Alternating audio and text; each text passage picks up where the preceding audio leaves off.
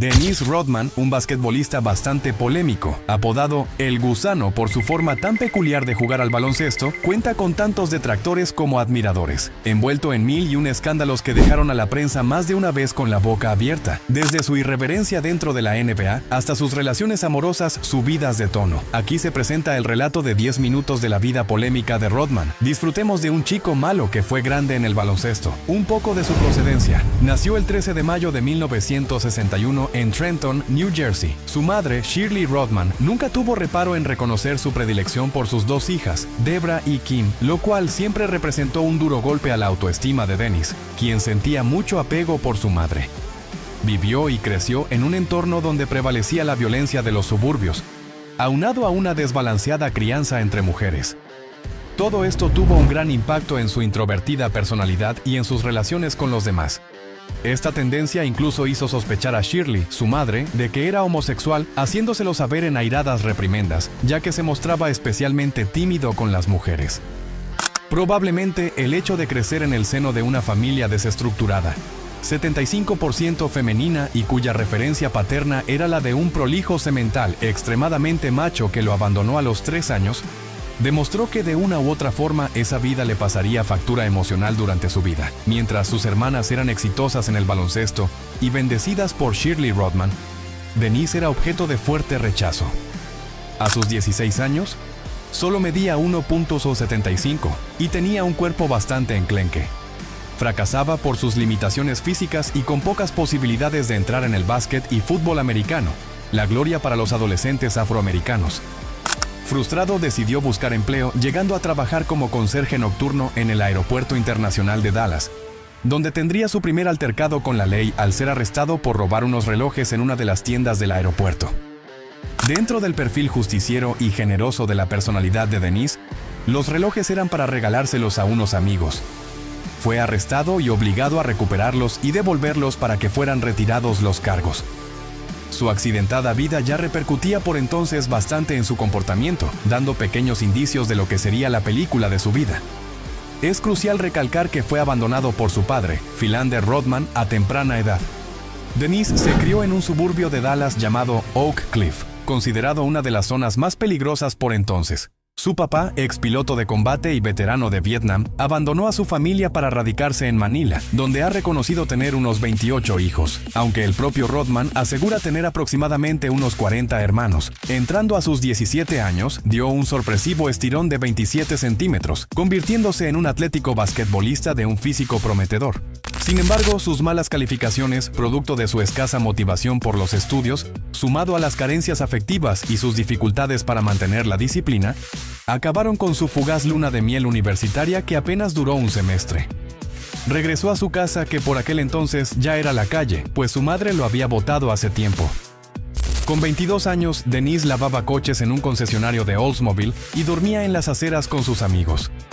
Aunque Dennis nunca abandonó el baloncesto y continuó jugando, esta vez en la calle, donde por las circunstancias pronto comenzó a forjar su carácter duro y pendenciero. No fue fácil, pues no tenía ningún domicilio reconocido, pero los avispados ojeadores de la Southeastern Oklahoma State University, que se patearon las calles de Dallas, encontraron a aquel jugador callejero del que todos hablaban en el vecindario y le ofrecieron una beca para jugar al baloncesto en su universidad. Rodman aceptó la oferta de inmediato, ya que el hecho de disponer de cama y comida mejoraba bastante su precaria situación en esa oportunidad. Su paso por la NBA. Fue así como Dennis Keith Rodman se convirtió en uno de los jugadores más polémicos que ha pasado por la NBA, pero finalmente se ganó el máximo reconocimiento posible. Ingresó en el Hall of Fame. Rodman nunca se rendía en la pista y era un tipo terriblemente complejo fuera de ella. Logró 5 anillos de campeón. Fue 2 veces All-Star, otras 2 veces mejor defensor y 7 veces máximo reboteador de la NBA. Una verdadera proeza en el duro baloncesto de hombres previo a los años 2000. Se podría crucificar a Dennis por sus múltiples e inverosímiles ocurrencias, pero su voluntad y capacidad defensivas están por encima de todas ellas. Con escasos 2.01 metros, el gusano fue capaz de anular, provocar, desesperar e incluso enloquecer a auténticas bestias atléticas como Shaquille O'Neal, Karl Malone, Charles Barkley, Alonzo Mourning o Shawn Kemp. Para Phil Jackson, Rodman, por su desapego total a la necesidad de anotar para sentirse realizado, se convirtió en el santo grial de su experimento psicológico, gerenciando el banquillo del que muchos consideran el mejor equipo de la historia del baloncesto, los Chicago Bulls de los 90. Rodman tenía su particular locura, blanco de cientos de críticas y un implacable centimetraje que, con el tiempo, fue su peor enemiga y le consumió por dentro. Aún así, sus tremendos méritos deportivos fueron capaces de inclinar la balanza a su favor, y en el año 2010 fue elegido como miembro del Hall of Fame. En un último suspiro de cordura, no acudió a la ceremonia como había prometido, desnudo, y entonces, acompañado por Phil Jackson, rompió a llorar al igual que lo hizo cuando fue nombrado mejor defensor hace 2 décadas. Entre lágrimas y mostrando su lado más humano y sentimental, pidió perdón a su madre por haber sido un mal hijo, agradeció a sus entrenadores por haber sido como padres para él, y lamentó no haber sido un mejor ejemplo para la sociedad. Al año siguiente, los Pistons retiraron su número 10. Para las nuevas generaciones de aficionados al baloncesto, no sé qué tanto conozcan a Dennis Rodman. Sin duda alguna, debe resultarles algo difícil de asimilar el hecho de que un revoltoso, que no ha sido precisamente un modelo de conducta, haya sido inmortalizado y tenga su número retirado en el tope de un gimnasio de la NBA, pese a todo lo malo que dio de qué hablar. El Gusano fue un gran personaje y es digno de ser reconocido por haber forjado su camino a pulso, por derecho propio, libre de estereotipos. Sería sencillo hablar de las virtudes de Dennis en el plano netamente deportivo, pero en cuanto a conducta se refiere, es imposible no dejarse arrastrar con real fascinación por la personalidad de Rodman. El Gusano creció en medio de la marcada ausencia de figura paternal, pero tuvo en Chuck Daly, Greg Popovich y Phil Jackson más que unos padres, los tres con estilos controversialmente diferentes. Chuck decía, mis jugadores son unos perros dirigidos por otro perro.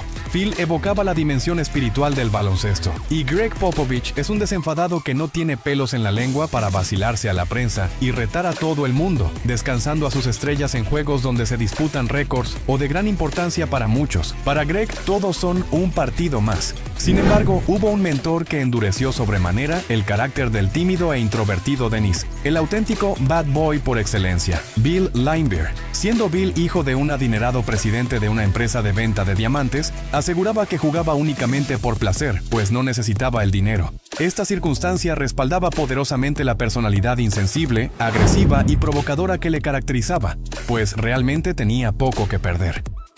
Pero Laimbeer también tenía buenas cualidades, entre las cuales destacaba una impresionante habilidad para posicionarse a la hora de coger los rebotes y cerrar a sus rivales el acceso a la lucha por los mismos.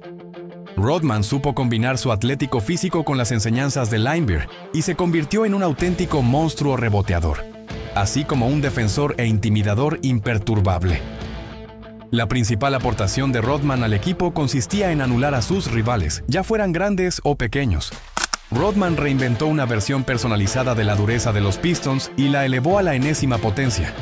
Pero el impacto del juego de Dennis trascendía mucho más allá de lo que registraban las estadísticas. Los tremendos y eficaces bloqueos en ataque, el desgaste físico y psicológico que provocaba en sus rivales y su pasmosa imperturbabilidad generaba una cantidad de ventajas que eran aprovechadas por sus compañeros. El factor Gusano comenzó a ser un molesto hándicap para todos los equipos que se enfrentaban a ellos. Un problema con difícil solución, pues nadie estaba preparado para contrarrestar a un jugador de semejantes características. Dennis fue el Steph Curry defensivo de los 90, determinante y nadie sabía cómo contrarrestarlo. Su loca vida sentimental. La sombra de la turbulencia le acompañó donde quiera que iba. Un sórdido romance con Madonna. Un accidentado matrimonio con Carmen Electra. Violentos altercados dentro y fuera de la cancha. Más de 70 visitas de la policía a su domicilio en un año. Acudir a la presentación de su biografía vestido de novia. Rotundas declaraciones salidas de tono y una interminable lista de polémicas rodean su peculiar carrera, el último depredador defensivo de la historia de la NBA.